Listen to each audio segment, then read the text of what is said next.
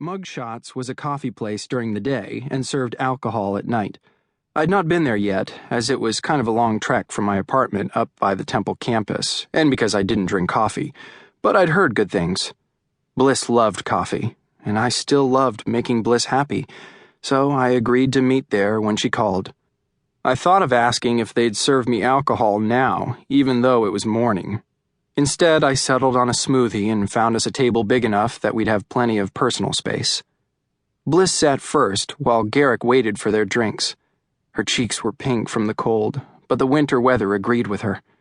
The blue scarf knotted around her neck brought out her eyes, and her curls were scattered across her shoulders, windswept and wonderful. Damn it, I had to stop doing this.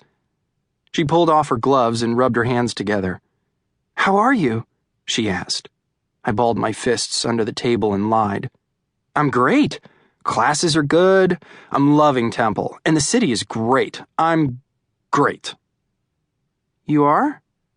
I could tell by the look on her face that she knew I was lying. She was my best friend, which made her pretty hard to fool. She'd always been good at reading me, except for when it came to how I felt about her. She could pick up on just about all my other fears and insecurities, but never that. Sometimes I wondered if it was wishful thinking. Maybe she never picked up on my feelings because she hadn't wanted to. "I am," I assured her. She still didn't believe me, but she knew me well enough to know that I needed to hold on to my lie. I couldn't vent to her about my problems, not right now. We didn't have that kind of relationship anymore.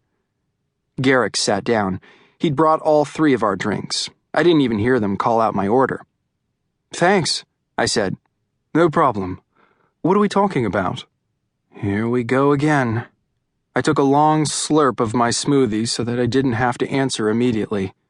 Bliss said, "Cade just finished telling me all about his classes. He's kicking higher education's ass." At least some things hadn't changed. She still knew me well enough to know when I needed an out. Garrick nudged Bliss's drink toward her and smiled when she took a long, grateful drink. He turned to me and said, "That's good to hear, Cade. I'm glad it's going well. I'm still on good terms with the professors at Temple, so if you ever need anything, you know you just have to ask." God, why couldn't he have been an asshole? If he were, one good punch would have gone a long way to easing the tightness in my chest, and it would be much cheaper than punching out a wall in my apartment. I said, "Thanks. I'll keep that in mind." We chattered about unimportant things. Bliss talked about their production of Pride and Prejudice, and I realized that Garrick really had been good for her. I never would have guessed that out of all of us, she'd be the one doing theater professionally so quickly after we graduated. It's not that she wasn't talented, but she was never confident. I thought she would have gone the safer route and been a stage manager. I like to think I could have brought that out of her too, but I wasn't so sure. She talked about their apartment on the edge of the neighborhood. So far, I'd managed to wriggle out of all her invitations to visit, but sooner or later, I was going to run out of excuses and would have to see the place they lived together. Apparently, their neighborhood was a pretty big party area. They lived right across from a really popular bar. Garrick said, "Bliss is such a light sleeper that it has become a regular event to wake up and listen to the drama that inevitably occurs outside our window at closing time." She was a light sleeper? I hated that he knew that and I didn't. I hated feeling this way. They started relaying a story of one of those nighttime events, but they were barely looking at me. They stared at each other, laughing, reliving the memory. I was a spectator to their perfect harmony, and it was a show I was tired of watching.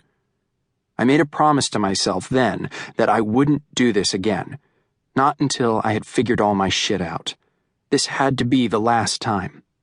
I smiled and nodded through the rest of the story and was relieved when Bliss's phone rang. She looked at the screen and didn't even explain before she accepted the call and pressed the phone to her ear. "Kelsey? Oh my God, I haven't heard from you in weeks." Kelsey had done exactly what she said she would.